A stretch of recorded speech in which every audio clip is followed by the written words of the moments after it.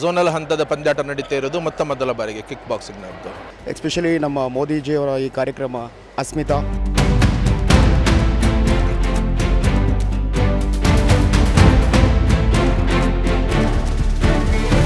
ಸುಮಾರು 12 ಲಕ್ಷದವರೆಗೂ ಕ್ಯಾಶ್ ಪ್ರೈಸನ್ನು ಅಲ್ಲಿಂದಾನೇ ಕೊಡ್ತಾ ಇದ್ದಾರೆ. ಹೆಣ್ಮಕ್ಳು ಸ್ಪೋರ್ಟ್ಸಲ್ಲಿರೋದು ಇಸ್ ಫ್ಯಾಸಿನೇಟಿಂಗ್. ಸೊ ನೀವೆಲ್ಲರೂ ಬನ್ನಿ, ಸಪೋರ್ಟ್ ಮಾಡಿ, ಎಲ್ಲರೂ ಹೀಗೆ ಪ್ರೋತ್ಸಾಹಿಸಿ.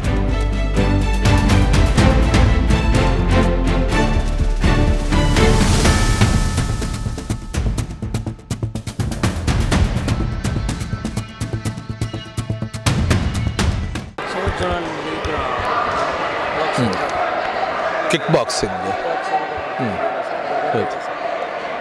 ಸರ್, ಇದು ಕರ್ನಾಟಕದಲ್ಲಿ ಮೊದಲ ಬಾರಿಗೆ ಈ ಝೋನಲ್ ಹಂತದ ಪಂದ್ಯಾಟ ನಡೀತಾ ಇರೋದು ಮೊದಲ ಬಾರಿಗೆ ಕಿಕ್ ಬಾಕ್ಸಿಂಗ್ನದ್ದು.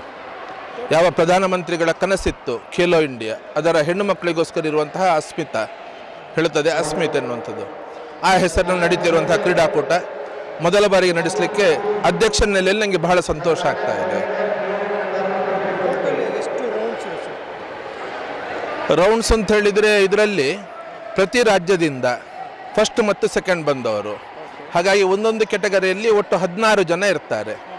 16 ಜನ ಇರುವಾಗ ಸ್ವಾಭಾವಿಕವಾಗಿ ಅದು 16ರಿಂದ 8, 8ರಿಂದ 4, 4ರಿಂದ 2, ಹಾಗಾಗಿ 4 ಸುತ್ತಿನ ಪಂದ್ಯಾಟ ಒಬ್ಬ ಸ್ಪರ್ಧಾಳು ಇಲ್ಲಿ ಆಡಬೇಕಾಗ್ತದೆ. ಟೀಮು ಅಂಥೇಳಿ ಅಲ್ಲ, ಇದರಲ್ಲಿ 52 ಕೆಟಗರಿ ಇದೆ. ಆಗಾಗಲೇ ಅಧ್ಯಕ್ಷರು ತಿಳಿಸಿದರು. ಪ್ರತಿಯೊಂದು ಕೆಟಗರಿಯಲ್ಲಿ 16 ಜನ ಸ್ಪರ್ಧಾಳುಗಳು. ಯಾಕಂತ ಹೇಳಿದರೆ 8 ರಾಜ್ಯದಿಂದ ಚಿನ್ನ ಮತ್ತು ಬೆಳ್ಳಿ ಪದಕ ಪಡೆದಂತಹ ಇಬ್ಬರಿಬ್ಬರು ಇಲ್ಲಿ ಆಯ್ಕೆಯಾಗಿ ಬರ್ತಾರೆ. ಹಾಗಾಗಿ ಪ್ರತಿಯೊಬ್ಬರಿಗೆ 4 ಸುತ್ತು, ಅದು ಇಂಡಿವಿಜುವಲ್ ಆಗಿರ್ತದೆ. ಅದು ಏಜ್ ಕೆಟಗರಿ ಮತ್ತು ವೆಯ್ಟ್ ಕೆಟಗರಿ, ಹೀಗೆ ಅದರ ಮುಖಾಂತರ ಒಂದು 52 ಸುತ್ತು, ಅದು 52 ವಿವಿಧ ಇದು ಇರುವಂಥದ್ದು ಕೆಟಗರಿ. ಅದು ರಾಷ್ಟ್ರೀಯ ಮಟ್ಟ ಸ್ಪರ್ಧೆಗೆ ಆಯ್ಕೆ ಆಗ್ತಾರೆ. 4 ಝೋನಿಂದ, ಅದು north zone, east zone, west zone ಮತ್ತು ಸೌತ್ ಝೋನ್, ಈ 4 ಝೋನಿಂದ ಚಿನ್ನ ಮತ್ತು ಬೆಳ್ಳಿ ಪದಕ ಪಡೆದಂತಹ ಈ ಸ್ಪರ್ಧಾಳುಗಳು ರಾಷ್ಟ್ರೀಯ ಸ್ಪರ್ಧೆಗೆ ಆಯ್ಕೆ ಆಗ್ತಾರೆ. ಇದೇ ತಿಂಗಳು 26ರಿಂದ 29ನೇ ತಾರೀಕು ತನಕ ತಮಿಳುನಾಡಿನ ಚೆನ್ನೈಯಲ್ಲಿ ರಾಷ್ಟ್ರೀಯ ಸ್ಪರ್ಧಾಕೂಟ ನಡೆಯುತ್ತಿದೆ.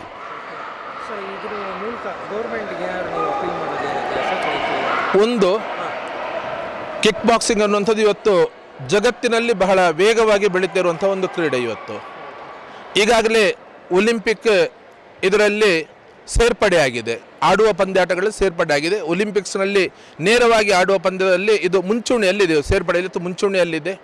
ಬಹುತೇಕ ಎಲ್ಲರ ಒಂದು ಯೋಚನೆ ಇರುವಂಥದ್ದು ಮುಂದಿನ ಒಲಿಂಪಿಕ್ಸ್ ಏನಿದೆ ಆ ಒಲಿಂಪಿಕ್ಸ್ನಲ್ಲಿ ಇದನ್ನೊಂದು ಸ್ಪರ್ಧೆಯಾಗಿ ಇವತ್ತು ಕಿಕ್ ಬಾಕ್ಸಿಂಗ್ ಕೂಡ ಸೇರ್ಪಡೆ ಆಗ್ತಿದೆ ಅನ್ನುವಂಥ ಒಂದು ವಿಚಾರ ನಮ್ಮ ಗಮನದಲ್ಲಿರುವಂಥದ್ದು.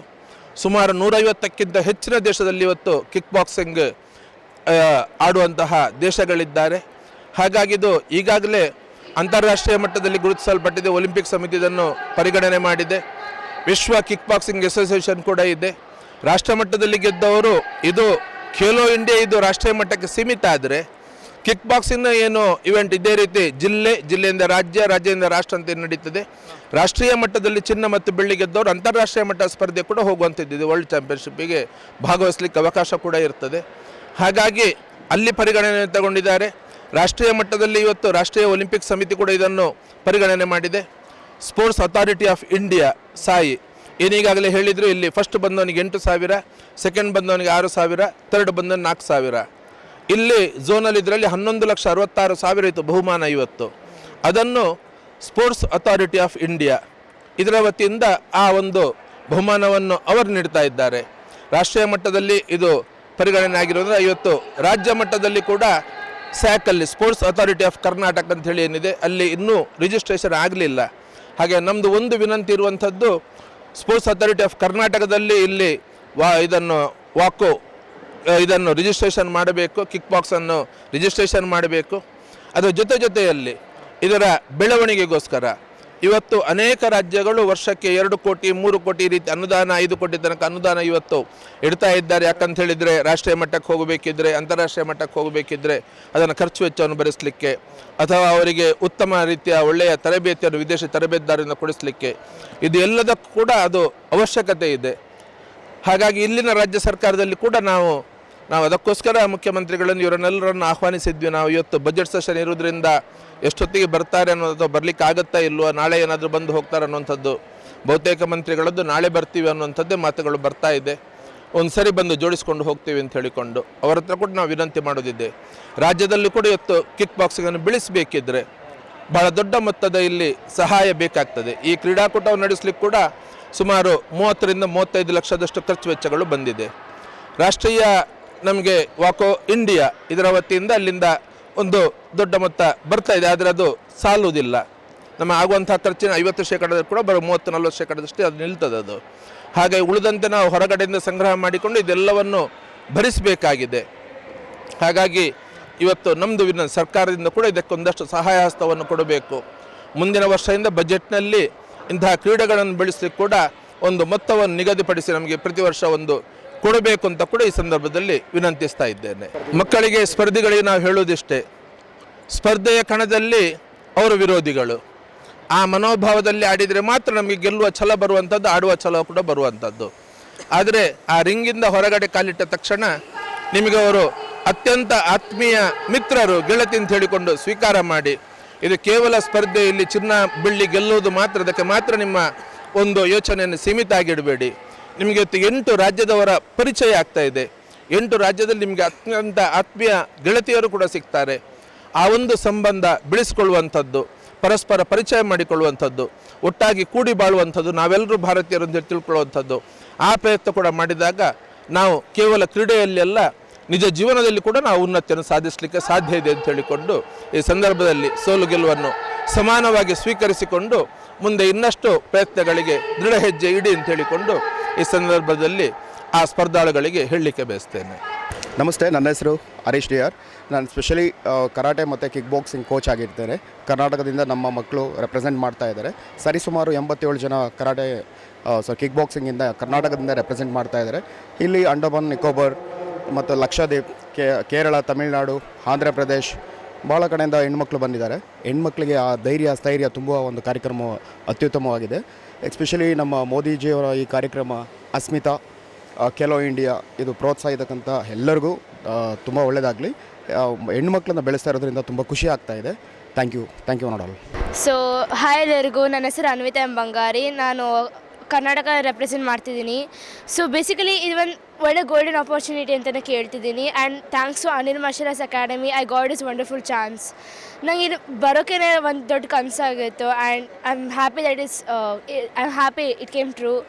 ಆ್ಯಂಡ್ ಲೈಕ್ ಇಲ್ಲಿ ಗೆಲ್ಲೋ ಪ್ರತಿಯೊಂದು like every moment counts, every ಏನು ಹೇಳೋಕ್ಕಾಗಲ್ಲ. You should expect the unexpected. So all the best. ತುಂಬ ವರ್ಷ, I can say like 3 to 4 years. ನಾನು national level ಆಡಿದ್ದೀನಿ. Like it was conducted by ವಾಕೋ also. And I would really thank ವಾಕೋ also to give me such a great opportunity. Thanks. Hi, ನನ್ನ ಹೆಸರು ನಿಧಿ ಕೂಡೇಕರ್. ನಾನು Karnataka state represent ಮಾಡ್ತಿದ್ದೀನಿ. ಇವಾಗ ತುಂಬ ವರ್ಷದಿಂದ ನಾನು ವಾಕೋ kick ಬಾಕ್ಸಿಂಗಲ್ಲಿ ಆಡ್ತಿದ್ದೀನಿ. ಇವಾಗ ರೆಕಗ್ನೆಂಟ್ಲಿ ಇವಾಗ ಇಂಟರ್ನ್ಯಾಷನಲ್ ಆಗಿದೆ. ಅಲ್ಲಿ ನಂಗೆ ಗೋಲ್ಡ್ ಮೆಡಲ್ ಸಿಕ್ತು ಮತ್ತು ನಾನು international gold medalist. Hello everyone, ನಾನು ಅಕ್ಷತಾ ಮಾಲ್ಪಾನಿ. ನಾನು ಕರ್ನಾಟಕ ಟೀಮ್ಗೆ ರಿಪ್ರೆಸೆಂಟ್ ಮಾಡ್ತಿದ್ದೀನಿ. ಇಲ್ಲಿ ಬರೋಕ್ಕೆ ನನಗೆ ತುಂಬ ಖುಷಿ ಆಗಿದೆ. ಎಲ್ಲರಿಗೂ all the best. Hello everyone, ನನ್ನ ಹೆಸರು ಕನಕ ಹಾಳಳ್ಳಿ. ನಾನು ಅನಿಲ್ ಮಾರ್ಷಲ್ ಆರ್ಟ್ಸಿಂದ ರೆಪ್ರೆಸೆಂಟ್ ಮಾಡ್ತಾ ಇರೋದು ಕರ್ನಾಟಕ ಟೀಮು. ಸೊ ಇಲ್ಲಿ ಬಂದು ನಂಗೆ ತುಂಬ ಖುಷಿ ಆಗ್ತಾಯಿದೆ, ಯಾಕಂದರೆ ಇದು once in a life time opportunity. Exams ಇದ್ರೂ ಬರ್ತಾಯಿದ್ದೀನಿ ನಾನು. ತುಂಬ ಖುಷಿ ಆಗ್ತಾಯಿದೆ. ಗೆಲ್ಲೋದು ಸೋಲೋದು ಅದೆಲ್ಲ ಲಾಸ್ಟು, ಪಾರ್ಟಿಸಿಪೇಟ್ ಮಾಡೋದು ಜಾಸ್ತಿ important. So all the best. 1-2 ವರ್ಷದಿಂದ ಪ್ರಾಕ್ಟೀಸ್ ಮಾಡ್ತಾಯಿದ್ದೀನಿ ನಾನು. ಇಲ್ಲ, ನಾನು ನ್ಯಾಷನಲ್ವರೆಗೂ ನಾನು ಆಡಿದ್ದೀನಿ. ಎಲ್ಲರಿಗೂ ನಮಸ್ಕಾರ. ನನ್ನ ಹೆಸರು ವೃತಿಕಾ ಸುರೇಶ್. ನಾನು ಕರ್ನಾಟಕ ಟೀಮ್ನ ರೆಪ್ರೆಸೆಂಟ್ ಮಾಡ್ತಾ ಇದ್ದೀನಿ. ಇದು ಒಂದು ಗೋಲ್ಡನ್ ಆಪರ್ಚುನಿಟಿ. ಅನಿಲ್ ಮಾರ್ಷಲ್ ಅಕಾಡೆಮಿಯಿಂದ ಇದು ಒಂದು ಗೋಲ್ಡನ್ ಆಪರ್ಚುನಿಟಿ. ನಾನು ಎಕ್ಸ್ಪೆಕ್ಟ್ ಮಾಡಿಲ್ಲ, ನಾನು ವಾಕೋ ಇಂಡಿಯಾ, ಖೇಲೋ ಇಂಡಿಯಾದಲ್ಲಿ ಆಡ್ತೀನಿ ಅಂತ ನಾನು ಎಕ್ಸ್ಪೆಕ್ಟ್ ಮಾಡಿಲ್ಲ. ಸೊ ಇದು ಒಂದು ನನ್ನ first time. So it was a great experience and I am happy to be here. Thank you all. ಇವತ್ತು ಝೋನಲ್ ವಿಂಗು ಸುಮಾರು 10 ರಾಜ್ಯಗಳಿಂದ ಪ್ರಥಮ ಮತ್ತು ದ್ವಿತೀಯ ಗೆದ್ದಿರೋರ್ದು ಇಲ್ಲಿ ಕಾಂಪಿಟೇಷನ್ ನಡೀತಾ ಇದೆ.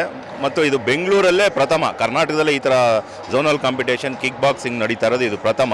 ಮತ್ತು ಈ ನಮ್ಮ ಬೆಂಗಳೂರಲ್ಲಿ ನಡೀತಾ ಇರೋದು ನಮಗೆ ಹೆಮ್ಮೆ ಇದೆ. ಇದು ನಿನ್ನೆಯಿಂದ ಶುರುವಾಗಿದೆ ಅಡ್ಮಿಷನ್ಸ್ ಎಲ್ಲ. ಇವತ್ತು ಮತ್ತು ನಾಳಿದ್ದು ಫೈನಲ್ಸ್ ಇರುತ್ತೆ. ಅದರಲ್ಲಿ ಬೆಳಿಗ್ಗೆಯಿಂದ ಸಂಜೆವರೆಗೂ ಇರುತ್ತೆ. ಮತ್ತು ರೌಂಡ್ಸು ಹೇಳಲಿಕ್ಕಾಗೋದಿಲ್ಲ, ಯಾಕಂದರೆ ಗೆದ್ದವ್ರ ಮೇಲೆ ಡಿಪೆಂಡ್ ಆಗುತ್ತೆ. ಇದು ಸುಮಾರು 12 ಲಕ್ಷದವರೆಗೂ ಪ್ರೈಸು ಸೆಂಟ್ರಲ್ ಗೌರ್ಮೆಂಟಿಂದ ಕೊಡ್ತಾ ಇದ್ದಾರೆ. ಖೇಲೋ ಇಂಡಿಯಾ, ನರೇಂದ್ರ ಮೋದಿಯವರ ಮಹತ್ವಾಕಾಂಕ್ಷೆ ಯೋಜನೆ, ಮಹಿಳೆಯರ ಸಬಲೀಕರಣಕ್ಕಾಗಿ ಇದು ಕ್ರೀಡೆಯಲ್ಲಿ ಉತ್ತೇಜನ ಕೊಡಬೇಕು ಅಂತೇಳಿ ಇದೊಂದು ಅವರ ಒಂದು ಮಹತ್ವಾಕಾಂಕ್ಷೆ ಯೋಜನೆ, ಖೇಲೋ ಇಂಡಿಯಾ ಅಸ್ಮಿತಾ ಪ್ರಾಜೆಕ್ಟ್ ಅಂತೇಳಿ. ಅದರಿಂದ ಸುಮಾರು 12 ಲಕ್ಷದವರೆಗೂ ಕ್ಯಾಶ್ ಪ್ರೈಸನ್ನು ಅಲ್ಲಿಂದನೇ ಕೊಡ್ತಾ ಇದ್ದಾರೆ. ನೆಕ್ಸ್ಟು ನ್ಯಾಷನಲ್ ಇಂಟರ್ನ್ಯಾಷನಲ್ ಲೆವೆಲ್ಗೆ ಅವರು ಕಾಂಪೀಟ್ ಮಾಡೋ ಒಂದು ಅವಕಾಶ ಇರುತ್ತೆ.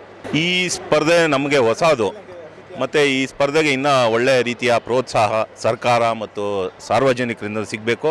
ಮತ್ತು ನಿಮ್ಮಂಥ ಪತ್ರಕರ್ತರು ಮತ್ತು ಪ್ರಜಾ TV OTT ಪ್ಲ್ಯಾಟ್ಫಾರ್ಮಿಂದ ಈ ಒಂದು ಇದಕ್ಕೆ ನೀವು ಸಪೋರ್ಟ್ ಮಾಡಿದ್ರೆ ಇನ್ನೂ ಚೆನ್ನಾಗಿ ಬೆಳೆಯುತ್ತೆ ಮತ್ತು ತಲುಪುತ್ತೆ. ಹಾಗೂ ಈ ನಮ್ಮಂಥ ಭಾಳ ಪ್ರತಿಭೆಗಳಿದ್ದಾರೆ, ಅವರೆಲ್ಲ ಆಚೆ ಬಂದು ನಮ್ಮ ದೇಶಕ್ಕಾಗಿ ಹೆಸರು ತರೋ ಒಂದು ಅವಕಾಶ ಇರುತ್ತೆ. ನಮಸ್ಕಾರ ಎಲ್ಲರಿಗೂ. ನನ್ನ ಹೆಸರು ಅಭಿಜ್ಞಾ ದರ್ಶಿನಿ. ನಾನು ಈ ಸತಿ ಬ್ಯಾಂಗ್ಳೂರಲ್ಲಿ ನಡೀತಾ ಇರೋ Khelo India Asmita south zone ಲೀಗಲ್ಲಿ ನಾನು ಪಾರ್ಟಿಸಿಪೇಟ್ ಮಾಡ್ತಾ ಇದ್ದೀನಿ. ಬ್ಯಾಂಗ್ಳೂರಲ್ಲಿ ಫಸ್ಟ್ ಟೈಮ್ ಆಗ್ತಿರೋದ್ರಿಂದ there is lot of excitement, lot of thrill. ತುಂಬ ಸ್ಟೇಟ್ಸಿಂದ ಜನ ಬಂದಿದ್ದಾರೆ, ತುಂಬ ಮಕ್ಕಳು ಬಂದಿದ್ದಾರೆ. There is so much of thrill. ತುಂಬ ಚೆನ್ನಾಗಿ ಅನಿಸ್ತಾ ಇದೆ. And I hope all of you come pay a visit and support all of us. Sports ಈಗ ಇಂಡಿಯಾದಲ್ಲಿ ತುಂಬ ಮುಂದೆ ಬಂದಿದೆ, ಎಸ್ಪೆಷಲಿ ಹೆಣ್ಮಕ್ಳು ಸ್ಪೋರ್ಟ್ಸಲ್ಲಿರೋದು ಇಸ್ ಫ್ಯಾಸಿನೇಟಿಂಗ್. ಸೊ ನೀವೆಲ್ಲರೂ ಬನ್ನಿ, ಸಪೋರ್ಟ್ ಮಾಡಿ, ಎಲ್ಲರೂ ಹೀಗೆ ಪ್ರೋತ್ಸಾಹಿಸಿ. Thank you. ಈಗ ಸರ್ ಸೊ ಈಗ ರೈಟ್ ನಾವು ನಾನು ರಿಂಗಲ್ಲಿ ಪಾರ್ಟಿಸಿಪೇಟ್ ಮಾಡಿದ್ದೀನಿ. ಈಚ್ ರೌಂಡ್ 2 ನಿಮಿಷ ಇರುತ್ತೆ, 3 ರೌಂಡ್ಸ್ ಇರುತ್ತೆ. ಸೊ ಇವತ್ತು ಕ್ವಾಲಿಫಿಕೇಷನ್ಸ್ ನಡೆದಿದೆ, ನಾಳೆ ಸೆಮಿಫೈನಲ್ಸ್ ಮತ್ತು ಹಾಗೆ ಆಚೆ ನಾಡಿದ್ದು ಫೈನಲ್ಸ್ ಇರುತ್ತೆ. ನಾನು ಸುಮಾರು 1 ವರ್ಷದಿಂದ ಪಾರ್ಟಿಸಿಪೇಟ್ ಕಲಿತಾ ಇದ್ದೀನಿ. ಮೊದಲು ನಾನು ಮೊಯ್ಥಾಯ್ ಕಲಿತಾ ಇದ್ದೆ, ಥೈ ಬಾಕ್ಸಿಂಗ್. ಈಗ ಕಿಕ್ ಬಾಕ್ಸಿಂಗ್ ಅನ್ನೋ ಒಂದು ಪ್ರೋತ್ಸಾಹ ಎಲ್ಲ ಕಡೆ ಇದೆ. ಸೊ ಹಾಗಾಗಿ ಸ್ವಲ್ಪ ಕಿಕ್ ಬಾಕ್ಸಿಂಗಲ್ಲೂ ಈಗ ಪಾರ್ಟಿಸಿಪೇಟ್ ಮಾಡ್ತಾ ಇದ್ದೀನಿ.